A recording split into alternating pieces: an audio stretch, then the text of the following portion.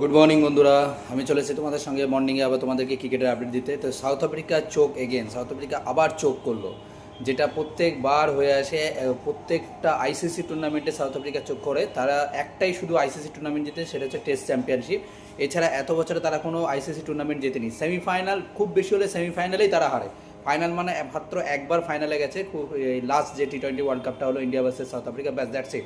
তারা আর কোনো ফাইনাল খেলেনি। তো নিউজিল্যান্ডও চোকার্স বলা যায়, নিউজিল্যান্ডও যে কোনো আইসিসি টুর্নামেন্ট জিতেছে, আইসিসি টেস্ট চ্যাম্পিয়ন ছাড়া তা নয়। বাট নিউজিল্যান্ড কিন্তু অনেক কাম অ্যান্ড কম্পোজ টিম, মানে অনেক রিল্যাক্স টিম। তার কারণে যা সাউথ আফ্রিকা ম্যাচটা হারলো কোথায়, আমি মনে করি পাওয়ার প্লেতে, যেখানে প্রথম হচ্ছে যেখানে সেকেন্ড ওভার ছিল, কুইন্টন ডিকক এবং রায়ান ডিকান্টন পরপর দু বলে আউট হলো ওইখানে। আর সেকেন্ড পাওয়ার প্লে যে ষষ্ঠ ওভার ছিল, 6 নম্বর ওভার ছিল, যেখানে করবিন বস বল করলো, 1 ওভারে 22 রান দিল। সেখানেই ওর বডি ল্যাঙ্গুয়েজ দেখে বোঝা ছিল সাউথ আফ্রিকা টিমের যে ম্যাচ ওরা ওইখানে হেরে গেছে। কারণ 6 ওভারে 84 রান করেছে উইদাউট লস নিউজিল্যান্ড, মানে ম্যাচটা ওইখানেই নিউজিল্যান্ড জিতে গেছে।